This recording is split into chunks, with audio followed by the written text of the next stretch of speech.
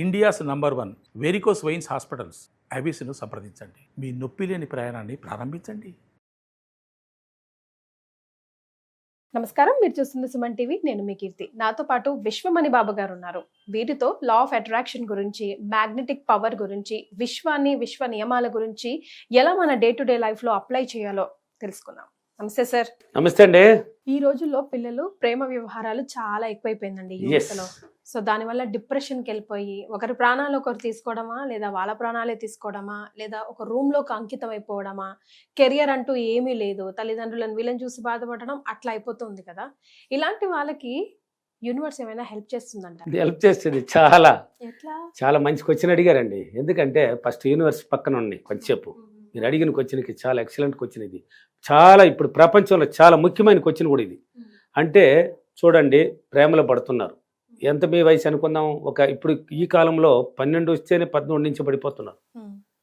విలేజ్లో నేను చాలా చూశాను, నా ఎదురుగానే చూశాను, చిన్న పాపలను కూడా చూశాను. సరే అలా అయిపోయింది, సరే ప్రేమలో పడుతున్నారు, ఓకే, లవ్ అయింది, ఓకే అంటే లవ్ చేస్తున్నారు. చూడండి, బాగా చూడండి, లవ్ చేస్తున్నారు. అతను ఎవరని తెలియదు, మీరు ఎవరని ఆయనకి తెలియదు, ఆయన ఎవరని తెలియదు, కానీ చూశారు.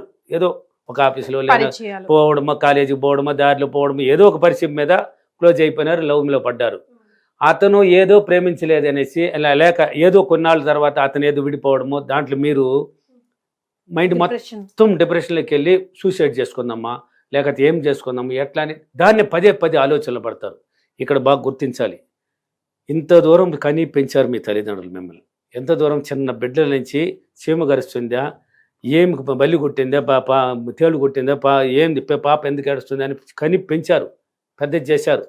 చిన్న వయసులో, నీకు తెలియని వయసులో పౌడర్తో సహా తల దువ్వి డ్రెస్ వేసి స్కూల్కి పంపారు. ఇప్పుడు పెద్ద అయిన తర్వాత నువ్వే మేకప్ వేసుకొని కాలేజీకి వెళ్తున్నావు. కానీ ఇంత దూరం పెంచిన బాగోగులు చేసిన వాళ్ళు నీ మేలు కోసమే కదా చేశారు. ఇప్పుడు ఆ నమ్మకం ఎవరినో ఒకడు ముక్కు మొహం తెలియని నమ్మేశావు నువ్వు.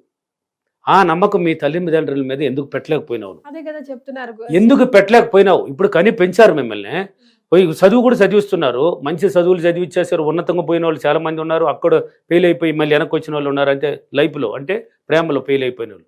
ఆ నమ్మకం వాడే ఉన్నో చూసి వాడి మాటలకి నమ్మేస్తున్నావు, లేక అతను మాటలకి నువ్వు నమ్మడము ఆయన నమ్మడం ఇద్దరు నమ్మేస్తున్నారు. మీ తల్లిదండ్రులు ఎందుకు నమ్మలేకపోతున్నారు? అదే కదా ఇప్పుడు ప్రశ్న.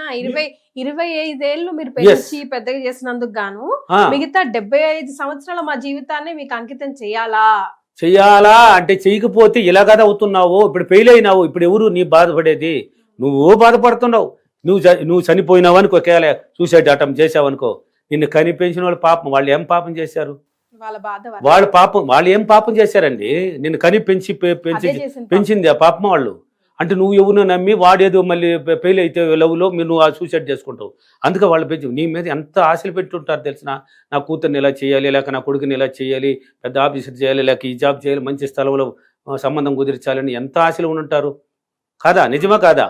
చేసి ఉంటారు. ఆ నమ్మకం పెట్టలేకపోతున్నారు. బాగానండి, ఏ తల్లిదండ్రులైనా పిల్లలు బాగో కోసమే చేస్తారండి, పిల్లలు బాగుండాలనే చేస్తారు. కాబట్టి లవ్ ఫెయిలియర్ అయింది కదా, సరే ఇన్నాళ్ళు తల్లిదండ్రులు నమ్మలేదు, నువ్వే సొంత నిర్ణయంతో ఒక లవ్లో పడ్డావు, ఇప్పుడు అక్కడ ఫెయిల్ అయిపోయింది. ఇప్పుడు ఫెయిల్ అయిందంటే నీకు ఇంకా మంచి లైఫ్ ఉంది అని అర్థం. ఇప్పుడు ఫెయిల్ అయినావు కదా, అతనిలోనూ నీలోనూ సంథింగ్ రాంగ్ ఉంది అని అర్థం. నిన్ను వేరు చేసింది యూనివర్స్ని నమ్మే వాళ్ళకి, పాజిటివ్ ఉన్న వాళ్ళకి ఇప్పుడు నీకు మేలు చేస్తుంది అని అర్థం. అక్కడ ఫెయిల్ చేసిందంటే నీ లైఫ్ ఇది కాదు, నీకు ఇంకొక మంచి లైఫ్ ఉంది, ఇతనితో లైఫ్ నీకు సరిపడదు, ఈమెతో లైఫ్ నీకు సరిపడదు అని అక్కడ ఫెయిల్ చేసి నిన్ను వేరు చేసింది. ఎప్పుడైతే ఫెయిల్ అయిందో ఇకటాలించి నువ్వు మేల్కోవాలి. ఇప్పుడు మేల్కోవాలి నువ్వు. ఏమని? ఒక్కసారి వెనక్కి రావాలి, తల్లిదండ్రులు చూడాలి, ఒక్కసారి వెనక్కి రా. మనల్ని ఎంత దూరం పెంచారు పోసారు, మనకు తెలియకుండా వాళ్ళకి తెలియకనే లవ్లో పడ్డాం, ఇప్పుడు దాంట్లోనూ ఫెయిల్ అయినాము. ఎందుకు ఇలా జరిగింది? సూసైడ్ అటెంప్ట్కి వెళ్ళకూడదండి. మానవుడు ఎప్పుడు కానీ ఈ భూమిపైన పుట్టాడంటే కారణం ఉంది. చనిపోవడానికి పుట్టింది మనం. లేక లేచినమ్మా, తిన్నామా, ఏదో ఒక జాబ్ చేసినమ్మా, వచ్చినమ్మా, తిన్నామా, పడుకున్నామా, దీనికి పుట్టాము మనం సాధించి అనుభవించడానికి. దేనికి పుట్టాము? పిచ్చిగా సాధనలు. ప్రతి మానవుడికి టాలెంట్ ఉందండి. ఇప్పుడు మీరు యాంకర్ అవ్వాలని మీరు అనుకున్నారా? మీ ఇంట్లో వాళ్ళు క్రియేట్ చేసి పంపించారని నిన్ను? అంతే కదా, మీరే కదా అనుకున్నారు. నేను యాంకర్ అయితే బాగున్నా, అది సుమన్ టీవీలో చేస్తే బాగున్నా అని మీరు అనుకున్నారు. కాబట్టి ఈరోజు ఇక్కడ కూర్చొని ఉన్నారండి. మీరు అనుకున్నారు కాబట్టి. ఆ విధంగా ఇప్పుడు ఎప్పుడైతే ఫెయిల్ అయిందో ఒక్కసారి తల్లిదండ్రులను వెనక్కి చూడండి. వాళ్ళు బాగోగలను చూడండి, మనల్ని ఎలా పెంచుంటారు అని. ఇప్పుడు ఫెయిల్ అయింది అంటే ఇంకట అనేసి మనం తీసుకున్న నిర్ణయం తప్పు. ఇంకా ఆ తల్లిదండ్రుల మీద సైలెంట్గా ఇప్పుడు తెలియలేదు కదా, వాళ్ళని నమ్మే ఇంకట వాళ్ళే కూడా మనల్ని తిరిగి యాక్సెప్ట్ చేసేది కూడా. ఎస్, నువ్వు చెడినా తల్లిదండ్రులే చూస్తారు, నువ్వు చెడిపోయి వచ్చినా తల్లిదండ్రులు, నువ్వు బాగున్నా తల్లిదండ్రులు, దేనికైనా తల్లిదండ్రులే నీకు తోడు. ఇప్పుడు ఒక పెళ్లి చేస్తారయ్యా, నువ్వే ప్రేమించి కూడా వెళ్ళిపోతావయ్యా, ప్రేమించి వేరే అతనితో కూడా వెళ్ళిపోతున్నావు, లేక వేరే ఆమెతో కూడా వెళ్ళిపోతున్నావు. అక్కడ ఏదో కొన్ని ఒక పాప లేక పుట్టకపోయినా పుట్టిన తర్వాత ఫెయిల్ అయిపోయి ఆ బిడ్డని తీసుకొని ఇంకా ఎట్లా పోవాలని వాడికి నీ గొడవలు డైవర్స్లో ఏదో ఒక మూలంగా దూరం వచ్చేస్తావు. ఎక్కడికి పోవాలని దిక్కు దోస్తుంది. అప్పుడు గుర్తొస్తారు తల్లిదండ్రులు, అంతవరకు రారనమాట నీకు, అంతవరకు నీ ఇష్టం, నీ రాజ్యం. అప్పుడు ఇంకా మన అమ్మ నాన్న దగ్గరికైనా పోదామని చెప్పుడు వస్తావు. అప్పుడు కూడా నేను ఆదరించేది వాళ్ళే, అప్పుడు కూడా ఆదరించేది వాళ్ళే. చూడు ఎంత గొప్ప వాళ్ళయ్యా, తల్లిదండ్రులు ఎంత మేలు చేస్తున్నారు నీకోసం. కాబట్టి ఫెయిల్ అయినావంటే నీకు మంచి జీవితం ఉంది అని అర్థం. అక్కడ ఎవరైనా ఎండ కాలేదండి, ఎండ ఎప్పుడు అవుతుందంటే ఇప్పుడు ఫెయిల్ అయిన దానికి నువ్వు చనిపోతావా? ఈ బాడీని మిగిల్చింది దానికి మైండ్ పరంగా నీకు ఫెయిల్ అయినావు అంటే ప్రేమలో ఫెయిల్ అయినావు, అంతేగాని బాడీ మొత్తం ప్రాణం ఉందండి. ఉందా లేదా? ఎంతైనా సాధించుకోవచ్చండి, నువ్వు ఇంకేమైనా చేసుకోవచ్చండి. ప్రాణం చంపేయాలి నిన్ను, నువ్వే అనుకుంటున్నావు చచ్చిపోవాలని. ప్రేమే జీవితం కాదండి, ప్రేమ జీవితం కాదయ్యా. ఏంటంటే ప్రేమ ప్రేమ ప్రేమ ఎంత మనం అనుకునేది. ప్రేమ అనేది ఎన్నాళ్ళు ఉంది. ఇప్పుడు అదే పెళ్లిళ్ళు అయిన తర్వాత పిల్లల మీద ప్రేమ ఉంది, భర్త మీద ప్రేమ ఉంది, కుటుంబం మీద ప్రేమ ఉంది. ఇదంతా ప్రేమ అండి. ఓన్లీ లవ్లోనే బడి భార్య భర్తలు ఇట్లా కొన్నాళ్ళ వరకు అది. తర్వాత పిల్లలు పుడితే పిల్లల మీద ప్రేమ ఉంది, భర్త మీద భార్య మీద ప్రేమ ఉంది, కుటుంబం మీద ప్రేమ ఉంది, అన్ని మనవళ్ళు. ఇదంతా ప్రేమ అండి. ఇదంతా ప్రేమ కదా, ఇదేనా ప్రేమ? అక్కడ ఫెయిల్ అయినావంటే విశ్వం నమ్మినావు కదా, విశ్వశక్తిని నమ్మినావు కాబట్టి నేను ఫెయిల్ చేసి దూరం తీసుకున్నది. నీ లైఫ్ ఇది కాదు, ఇంకా మంచి లైఫ్ ఇస్తానని. అక్కడ నువ్వు మేల్కోవాలి, మైండ్నే ఎక్కడ డిస్టర్బెన్స్ చేసుకోకూడదు. ఇప్పుడు బాగా నిర్ణయం కూర్చో, ప్రశాంతం కూర్చో. ఒక్కసారి మీ తల్లిదండ్రులు నిన్ను గుర్తు చేసుకుని ఇది కరెక్ట్ కాదనేసి ఇప్పుడు పోయినావంటే నీకు ఏదైనా ఇవ్వడానికి సిద్ధంగా ఉంది. ఎస్, ఏదైనా ఇస్తుంది. నువ్వు అనుకున్న జీవితాన్ని టార్గెట్ చేసుకోవచ్చు.